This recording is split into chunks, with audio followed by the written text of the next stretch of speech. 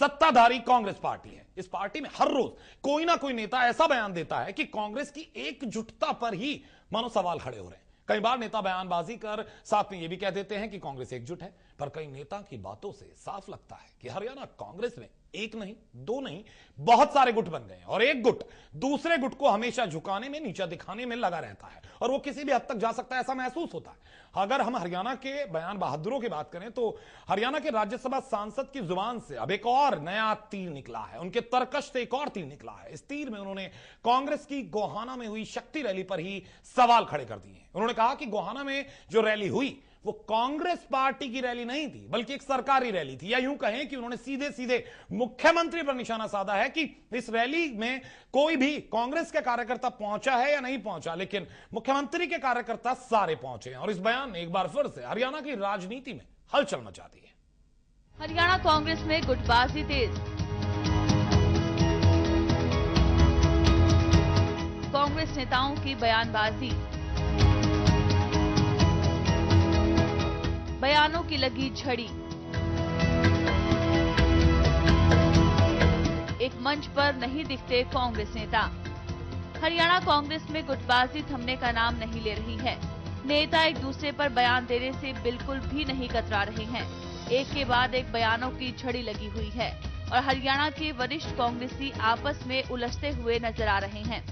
हरियाणा में कांग्रेस की रैली होती है, पर गुटबाजी के चलते कभी भी पूरी कांग्रेस को एक मंच पर देखे कई बरस हो गए हैं।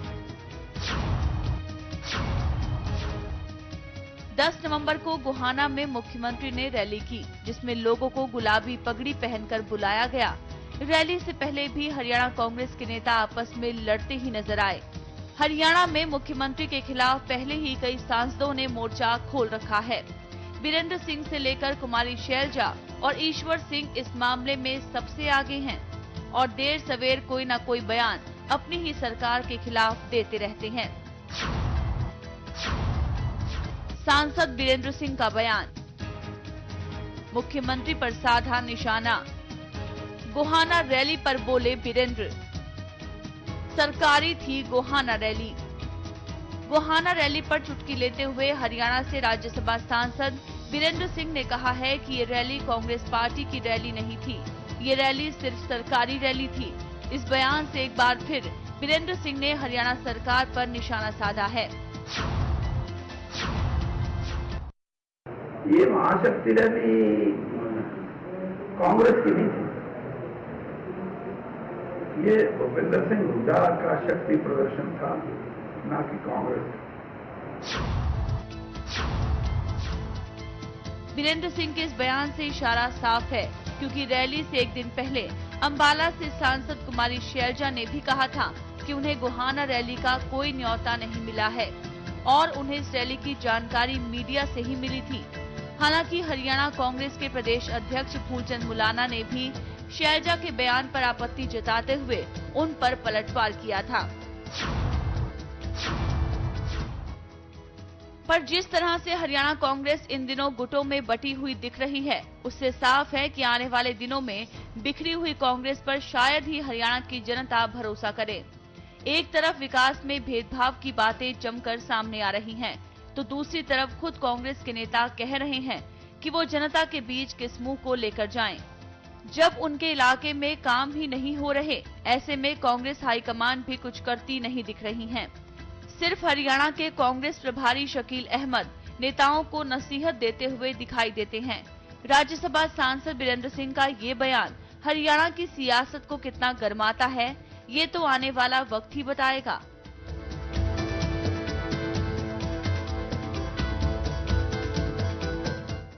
Bureau report, MH1 news.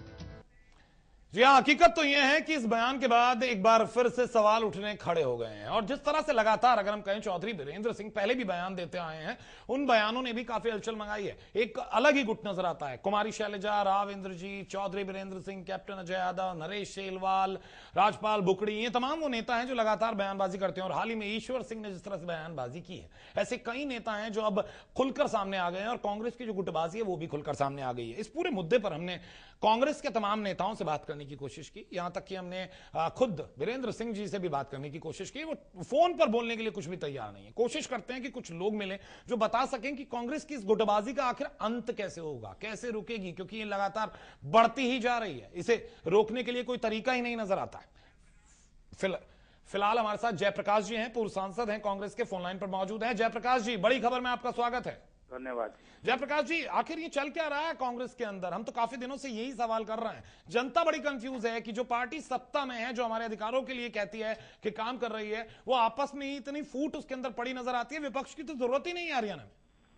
कहाँ है फूट? कांग्रेस सारी एक है। तो एक आध आदमी है जो अपने निजी स्वार्थ के लिए कांग्रेस पार्टी का दुरुपयोग करे। मतलब आप कहते हैं कि चौधरी वीरेंद्र सिंह जी स्वार्थी हैं? नहीं, मैं वीरेंद्र सिंह जी का या किसी का नाम नहीं लेता। मैं ये कह सकता हूँ कि गोहाना रैली को यदि कोई कांग्रेस की रैली नहीं मानता तो मैं उसको ये मान ही नहीं सकता कि उनकी नीति और नियत ठीक है। जिस रैली की अध्यक्षता पार्टी का पीसीसी प्रेसिडेंट करे, जिस रैली के अंदर ऑल इंडिया कांग्रेस कमेटी का जनरल सेक्रेटरी आए, तो वो रैली पार्टी की नियत और रैली पार्टी की कौन सी होती है?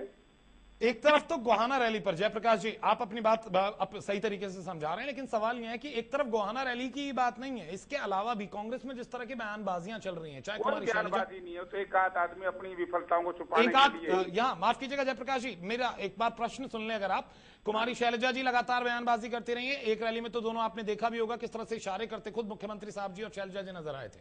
दूसरी बार चौधरी वीरेंद्र सिंह पहली बार कोई बयान नहीं दे रहे हैं, इससे पहले भी देते आए। नरेश शेलवाल, राजपाल बुकड़ी, राम इंद्रजीत कांग्रेस छोड़ ही चुके हैं, वो भी बयान दे रहे हैं। अभी राज्यसभा सांसद ईश्वर सिंह के बयान आए हैं। इन तमाम लोगों को क्या कहेंगे? एक आध आदमी नहीं है, काफी सारे हो गए।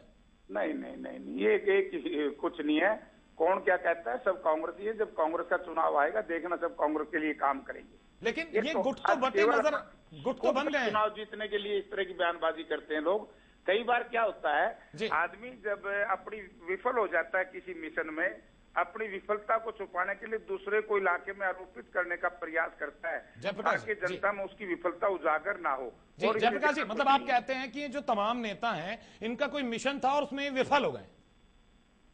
नहीं नहीं, मैं किसी का नाम नहीं लूंगा, ना मैं किसी का नाम लेता। जो कांग्रेस, आप किसी का नाम मत लीजिए जयप्रकाश जी, किसी का नाम मत लीजिए, लेकिन ये तो बता सकते हैं किस तरह का मिशन, क्योंकि हम समझ नहीं पा रहे हैं।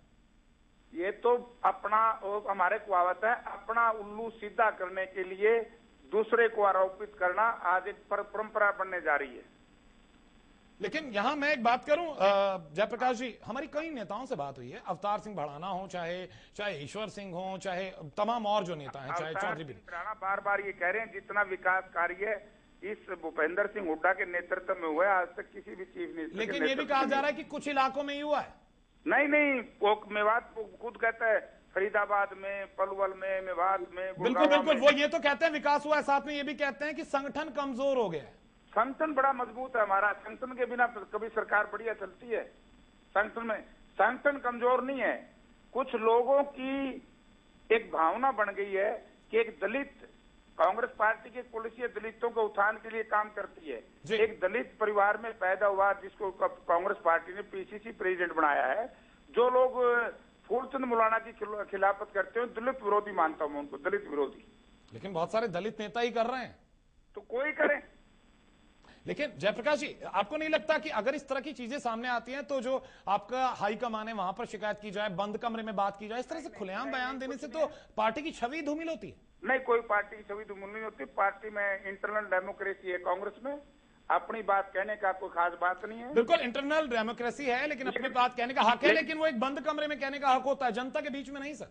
लेकिन जो आदमी इस तरह की बातें करता है समय में नुकसान उठा लेता है, उसमें पार्टी को कोई नुकसान नहीं होता। चलिए जयप्रकाश जी, बहुत बहुत शुक्रिया हमसे बातचीत करने के लिए। जयप्रकाश जी थे हमारे साथ, पूर्व सांसद हैं कांग्रेस के, और उनका कहना है पार्टी में कोई फूट नहीं है। वो कुछ लोगों पर कहते हैं कि वो अपने मिशन में विफल हो गए, इसलिए वो इस तरह की बातें करते हैं। अब सवाल यह है मिशन क्या था और विफलता क्या थी? आप भी समझदार हैं, आप भी समझ सकते हैं जयप्रकाश जी का इशारा किस तरफ था। लेकिन सवाल ये है, इंटरनल डेमोक्रेसी की बात की जाती बात कांग्रेस में, लेकिन क्या डेमोक्रेसी का मतलब यह है कि आप जनता के बीच जाकर इस तरह की बयानबाजी करें? और अगर कर रहे हैं तो कुछ कहते हैं कि बिना आग के धुआं नहीं उठता, तो ये जो आग लगी कहां है इसका पता लगाना कांग्रेस के लिए बहुत जरूरी है, क्योंकि कहीं ऐसा ना हो ये आग धीरे धीरे बढ़ती जाए और कांग्रेस के अंदर काफी दिक्कतें पैदा हो जाएं। फिलहाल बड़ी खबर में एक छोटा सा ब्रेक लेते हैं, ब्रेक के बाद वापस लौटेंगे बड़ी खबर में। खबरें अभी बाकी हैं।